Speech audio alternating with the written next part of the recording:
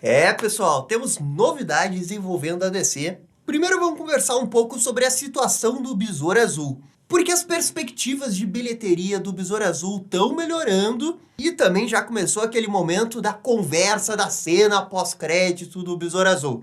Então vamos conversar bastante sobre essa situação do Besouro Azul, mas também não é só isso, porque tem também novidades envolvendo o filme do Superman Legacy. São alguns detalhes envolvendo a história. E eu acho que vale a pena a gente conversar e especular sobre algumas coisas envolvendo o filme. Pois é, tem muita coisa pra gente falar no vídeo de hoje. Roda a abertura e vamos lá! E pessoal, só antes da gente começar o vídeo, já vai deixando aquele bate-like, aquele bate-comentário, que isso ajuda demais aqui o canal. Muito obrigado para todo mundo que faz isso.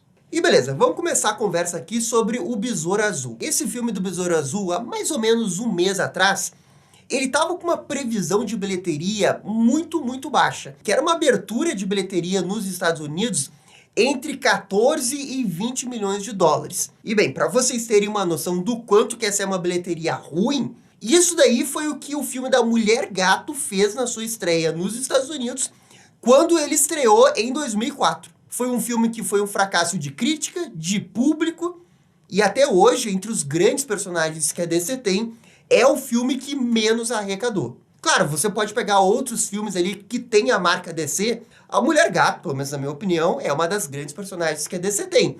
E abriu com essa bilheteria bem fraca na época. E aí agora, 20 anos depois, você tem um filme do Besouro Azul, que originalmente estava com essa margem aí de abrir entre 14 e 20. O que é ainda pior, né? Porque tem toda a questão da inflação, né? Os 15 milhões da Mulher Gato de 2004, esse é um outro valor nos dias de hoje. Mas enfim, essa era a previsão antiga, porque agora a nova previsão tá falando algo em torno de 30 milhões na estreia dos Estados Unidos. Então, olha só, sendo bem otimista aí, né, dobrou a expectativa. A gente só precisa dobrar de novo, de 30 para 60. Aí a gente vai ter uma boa bilheteria de estreia. Só que assim, ó, apesar de ter dobrado de 15 para 30, ainda é um número baixo, porque a expectativa é que fora dos Estados Unidos, ele também faça mais ou menos 30 milhões. E aí você tá falando de uma estreia mundial de 60 milhões. Na semana 2, que geralmente é a semana mais importante, se cair 50%, ele iria arrecadar 30 milhões. E aí ele faria 90 milhões em 15 dias. O que é um número baixo, porque é um filme que precisaria ir de, no mínimo, 200 milhões, 300 milhões, né, para começar a dar algum tipo de lucro para a Warner. Enfim, nesse momento, eu acho que a Warner até já largou de mão essa questão desse filme dar lucro. E se você chegasse hoje na Warner, ou Warner, topa aí 200 milhões para o Besouro Azul, sem mais nem menos, ela iria aceitar. Ela com certeza iria aceitar. A boa notícia do aumento dessa expectativa é que agora o filme não tá mais no patamar da bilheteria do filme da Mulher Gato. E escapamos dessa vergonha. E a outra boa notícia é que o filme tá meio que numa ascendência. Então não tem como dizer necessariamente se talvez não vá subir de novo. E olha, se fizer 40, é mais ou menos o que o Shazam 2 fez. E o Shazam Fúria dos Deuses finalizou a bilheteria com 133 milhões. A real aí é que o filme do Besouro Azul tá trabalhando aí no otimismo entre 100 milhões e 150 milhões. Qualquer coisa acima dos 150 milhões é tipo muito otimismo. E assim, ó, eu fico chateado com isso, porque sempre que eu vejo um filme da DC que faz assim, ó, 200 milhões para baixo, é sempre uma decepção. Porque você quer sempre que a DC consiga bons números e mais pessoas apreciem os personagens da DC. E o Besouro Azul é um personagem legal que merecia, assim, ó, o maior número de pessoas assistindo o filme. E infelizmente não vai ser o caso. E eu espero que depois, quando o filme sair na HBO Max, e aí sim muitas pessoas queiram assistir, as pessoas se deem conta que talvez seja um filme legal e elas se divirtam com isso e gostem do personagem. Porque o meu ponto principal nesse momento é que a bilheteria não importa mais. É por isso que eu tô dizendo há semanas aqui que eu sinto que a Warner já largou, assim, ó, bilheteria de Besouro Azul e já largou a bilheteria do Aquaman. Largou entre aspas, né? É óbvio que ela vai trabalhar para tentar aumentar a bilheteria desses caras aí, mas não é algo que vai mudar drasticamente o que está acontecendo dentro da DC ou mesmo da Warner. No final das contas, a Warner conseguiu o filme que ela queria ter para conseguir muito dinheiro, que foi o filme da Barbie. A Warner tinha 2 filmes que ela apostava, no Flash e no da Barbie. O Flash não rolou muito dinheiro. O da Barbie conseguiu, então ela deve estar de boas com tudo isso. A outra coisa quanto à bilheteria é tipo um filme ir bem de bilheteria e isso acabar rendendo uma continuação e a gente continuar vendo a expansão do universo do Besouro Azul e em outros filmes da DC. E sim, nesse ponto a bilheteria é bem importante, sei lá, para ter um Besouro Azul 2. Só que eu acho que depois dessas declarações do James Gunn, de que o Besouro Azul vai continuar no DCU dele, de que é o primeiro personagem do DCU, mas que não é o primeiro filme do DC Studios, embora seja um pouco confuso o que essa frase quer realmente dizer, eu acho que é seguro dizer sim que o Jaime Reyes, né, Besouro Azul, vai voltar em algum outro projeto do James Gunn. E todo mundo acredita mesmo que seja nesse projeto envolvendo o Gladiador Dourado, porque tem tudo a ver. Então é por isso que nesse momento não faz muita diferença esse filme fazer 200 milhões ou 300 milhões de dólares para a Warner, porque o personagem vai continuar. Não é como se a continuidade do personagem dependesse do sucesso de bilheteria. Mas assim, ó, é óbvio que se o filme fizesse 500 milhões de dólares, 600 milhões, ele teria uma continuação, teria um Besouro Azul 2. Só que esse cenário de 500 milhões é muito fora da realidade. É como você conseguir uma cartinha rara lá do Ragnarok Online. Não vai acontecer. Pode acontecer, mas é improvável. O mais importante, na minha opinião, realmente é esse filme ser bem recebido, ele ter uma boa avaliação da crítica e os fãs gostarem do personagem e do filme. Não que necessariamente seja um filme 10 de 10, muito longe disso, mas que ele tenha uma recepção boa, bem melhor do que foi a do filme do Flash. Talvez o filme do Besouro Azul não tenha o mesmo orçamento que o filme do Flash, não tenha toda a dedicação, que tinha todo um aparato lá para fazer um grande filme blockbuster, mas esse filme do Besouro Azul tem todo o coração das pessoas envolvidas, contra tudo, contra todos, com pouco orçamento, e talvez isso cative o projeto, sabe? As pessoas acabem comprando o personagem, o jeito que é o Raimi, né, o núcleo ali do Besouro Azul, e gostem do personagem mesmo que o filme não seja maravilhoso.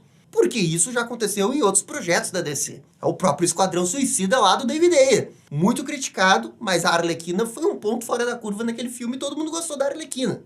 É por isso que o filme do Besouro Azul tem que acertar o Besouro Azul e ele tem que ser um filme divertido que não seja decepcionante. Tem que ser aquele filme que o público em geral vai assistir, que não tá com muita expectativa e pelo que o filme é, acaba superando as expectativas. É isso que esse filme tem que mirar. Tendo uma reação boa, pessoal gostando do personagem, mesmo não fazendo dinheiro, é isso que no final realmente vai importar para esse filme do Besouro Azul. Mas assim, ó, também foi confirmado, né, por algumas pessoas que já assistiram o filme, que o Besouro Azul vai ter 2 cenas pós-crédito. Ah, Gabriel, mas quais serão essas cenas? Então, até o momento nada foi vazado. Olha, eu acho bem difícil esse segredo aí das cenas pós-crédito não vazar daqui a pouco. Com certeza, assim, ó, até o dia 10, dia 11 de agosto, vai ter informação aí da cena pós-crédito de que elas são. Mas se eu tivesse que apostar, eu diria que uma cena pós-crédito vai ser aquela tradicional momento piada da DC. Sabe, uma cena pós-crédito que encerra alguma piada que ficou em aberta durante o filme. Ou seja, uma cena pós-crédito que não seria assim tão relevante.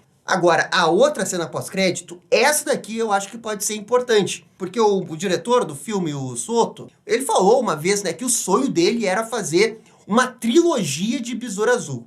O cara tava muito, muito louco, mas ele falou isso. E se ele realmente filmou tudo o que ele queria fazer, eu acho que ele iria deixar algum cliffhanger para uma continuação de Besouro Azul 2. E aí sim a gente tem uma cena pós-crédito envolvendo a expansão. Porque o filme do Besouro Azul 1, a gente sabe que eles vão fazer pequenas referências de que o Escaravelho é alienígena. Eu duvido muito que eles façam algo além disso. Agora, no pós-crédito é onde eles podem dar uma dica de que é a expansão e de que talvez a expansão, né, detecte alguma coisa do Escaravelho vindo da Terra. Assim, ó, seria muito legal uma cena pós-crédito que a gente vê o negociador lá da expansão, né, dizendo que o sinal do Kajidá foi detectado na Terra e que eles estão indo pra lá agora. Isso ia ser uma cena pós-crédito bem legal. Eu acho que eu iria gostar dessa cena pós-crédito. Ah, Gabriel, mas aí você tá se iludindo, a DC não tem continuação. Não, assim, eu já vou deixar bem claro, tô me iludindo. Como sempre, eu me deixo ser iludido pela DC. Sou iludido, a DC me ilude, eu volto a ficar iludido com a DC. Esse é o ciclo da minha vida. Então, sim, sonhar com a expansão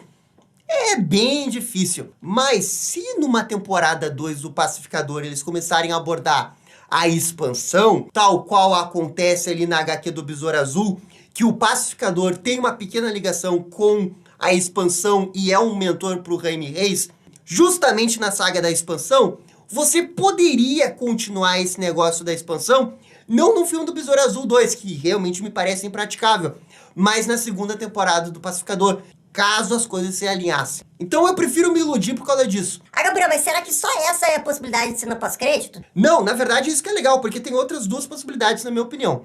Uma envolvendo, talvez, eles encontrando um sinal do Ted Kord. Porque eles vão falar no filme, né, que o Ted Kord tá desaparecido, eles não sabem onde ele tá. Talvez no final do filme tenha uma cena pós-crédito deles detectando o sinal do Ted Kord e a partir daí eles vão tentar fazer alguma coisa para tentar encontrar ele. Essa é uma possibilidade bem legal de cena pós-crédito, que eu acho que seria bacana, principalmente porque seria um ótimo gancho para a série do Gladiador Dourado. A série do Gladiador Dourado poderia ser ele viajando pela linha do tempo da DC para tentar encontrar o Ted Kord. Eu acho que seria bem legal. E a outra teoria que eu vi, e isso daqui é uma teoria muito, muito louca, é de que a personagem da Bruna Marquezine, a Jenny Kord, que é filha do Ted Kord, ela seja uma adaptação de uma personagem que aparece nas HQs do Besouro Azul mais recente, que é a Nitita. E que basicamente é a Besouro Verde dentro do universo da DC ali. Essa é uma teoria que eu vi algumas pessoas discutindo. Eu vi mais brasileiros discutirem ela. E eu acho que isso vem de um desejo maior de que a Bruna Marquezine continue no universo da DC e tentaram encontrar algum personagem para ela fazer dentro do universo do Besouro Azul. É só que aí eu acho que é uma personagem bem mais difícil de aparecer mesmo. Porque assim, ó, esses besouros de outras cores, o besouro amarelo e o besouro verde, que os nomes oficiais é Dynastis e Nitita, na verdade, são escaravelhos do que o pessoal chama de Horizonte, que é alguns membros da expansão que se rebelaram contra a expansão e que fugiram da expansão. Então, para você poder introduzir eles, primeiro você tem que dizer que é expansão. E é por isso que eu acho que eles não iriam fazer assim, ó, pular tantas etapas para dizer que é expansão. Mas uma coisa que o pessoal se apega nessa teoria é que essa personagem surgiu na HQ do Besouro Azul Dia de Graduação, e essa é uma HQ que tem muitas coisas que o filme tá colocando também. Então esse seria uma espécie de alento que o pessoal tá se segurando para não se desprender dessa teoria. E talvez esse seja o grande segredo do filme que eles ainda não revelaram. Eu só acho um pouco difícil disso acontecer por conta desse lore aí envolvendo o Horizonte. Difícil deles começarem a falar de coisas que ainda não aconteceram. Mas enfim, fica aí a teoria. E assim, ó, eu acho que é isso daí envolvendo cena pós-crédito. Claro que eu tô falando das cenas pós-crédito sérias, né, envolvendo o Besouro Azul. Eles podem daqui a pouco fazer só 2 cenas pós-crédito de comédia e não levar a lugar nenhum. Eu quero lembrar aí a cena pós-crédito do filme do Flash, que os produtores do filme do Flash ficaram falando, nossa cena pós-crédito é maravilhosa, não sei o quê. E era uma porcaria aquela cena pós-crédito do Aquaman lá, né? Então, não dá pra ficar muito empolgado com cena pós-crédito da DC nesse momento. Mas enfim, eu acho que são essas as possibilidades. E beleza, chegou a hora de conversarmos sobre Superman Legacy. A novidade mais recente é que veio o famoso insider Daniel RPK. Olha, fazia muito tempo que eu não falava o nome dele, hein? Ele jogou um boato envolvendo o filme que é totalmente de acordo com o que um outro insider tinha falado a Grace Randolph, de que parte da história do Superman Legacy envolveria algum tipo de conflito no Oriente Médio, e que seria no país fictício da DC, a Bialha. E olha, não quero dizer nada, hein, mas a Bialha é um dos países onde o escaravelho do Besouro Azul foi encontrado. Olha aí! Enfim, eu duvido que Superman Legacy tenha qualquer ligação nesse primeiro momento com o Besouro Azul. Tô só brincando aqui com vocês. Mas o ponto é que vai ter esse conflito acontecendo no Oriente Médio e supostamente o Superman vai querer fazer alguma coisa. Mas os outros heróis que a gente sabe que vão aparecer no filme, que é o Lanterna Verde Guy Gardner, a Mulher Gavião e o Mr. Terrific, eles não vão concordar com o que o Superman vai fazer. E olha, com essa descrição, isso já dá algumas dicas do que talvez aconteça. Porque essa descrição é meio que o oposto de Superman contra Elite. Porque no Superman contra Elite, a autoridade vai num conflito ali de um país e o Superman diz ali, né, que ele não vai interferir sem antes ter a colaboração dos países. É o Superman meio burocrático ali naquele momento do filme. Então, assim, é interessante se for essa pegada inversa, de você ter um conflito internacional que meio que tá todo mundo de mãos atadas, que não pode resolver porque é um problema político internacional, e por causa disso os super-heróis da Terra não querem interferir e o Superman querer interferir. E olha, assim, ó, isso pode gerar um monte de debate dentro do filme. A própria questão do Superman querer interferir num conflito do Oriente Médio, cara, já dá um monte de discussão realista que eles poderiam trazer à tona. E na verdade, o único cenário que eu consigo pensar deles trabalharem essa história é numa pegada um pouco mais realista, né? Porque se você tá falando de um conflito do Oriente Médio, cara, assim, ó, você não pode usar isso de uma forma leviana. Você tem que tentar dar uma profundidade realista para as ações globais ali, né? Para algum tipo de política internacional, questão de diplomacia, heróis que vivem nos Estados Unidos deveriam ter o direito de interferir num país do Oriente Médio? Enfim, é uma discussão que o filme poderia ter. E olha, se tudo isso realmente for verdade, é uma parada bem complexa que eu não tava esperando assim do James Gunn.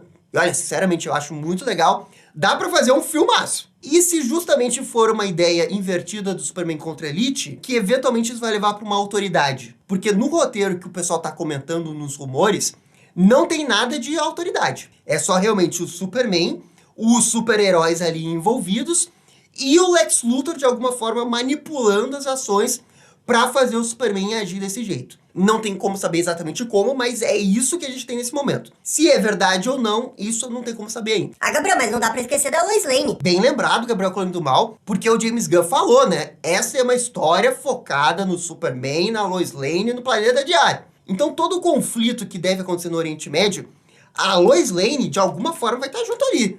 Talvez ela seja uma correspondente internacional do Planeta Diário, uma jornalista que está fazendo uma reportagem no Oriente Médio, e o Clark vai junto, ele acaba se envolvendo completamente naquela situação, e ele quer ajudar porque ele percebe que ele pode ajudar, porque ele é o Superman. E olha, na minha opinião, é uma coisa bem DC, poderia encaixar e ter o tom certo do Superman. Se der certo, James Gunn vai fazer um filme 10 de 10, hein? Vai ser 10 de 10 esse aqui, tudo tem que dar certo. Não é exatamente o filme dos meus sonhos, né, que é a adaptação do Superman contra a Elite, mas é legal, assim, ó, que lembra um pouco, mas também é uma subversão da expectativa do Superman contra a Elite, sabe? Porque tem uma discussão parecida, muito embora o Superman esteja agindo um pouquinho diferente naquele filme. Enfim, é muito cedo para ter qualquer diagnóstico, porque obviamente a gente não viu o filme, mas eu gosto desse caminho, e eu queria saber também a opinião de vocês. Vocês gostam do caminho dessa história pode trilhar? Ou vocês prefeririam uma coisa um pouco mais tradicional, né, do Lex Luthor estar em Metrópolis, ter algum plano do Lex Luthor em Metrópolis, ter um Brainiac aparecendo? Comentem aí o que vocês gostariam de uma forma geral que acontecesse no Superman Legacy e se esse plano aqui desse humor tá legal pra vocês. Enfim, gente, essas são as novidades da DC de hoje. Por favor, comentem aqui embaixo. E no mais, gente, é isso daí. Muito obrigado e dá-lhe DC. E esse foi o vídeo com as novidades da DC. E aí, gostaram, não gostaram? Deixem suas opiniões nos comentários. E se curtiram o vídeo, deixe aquele joinha. E inscreva-se no canal para ficar sabendo absolutamente tudo sobre Batman. Obrigado, gente, e até a próxima. Tchau, tchau.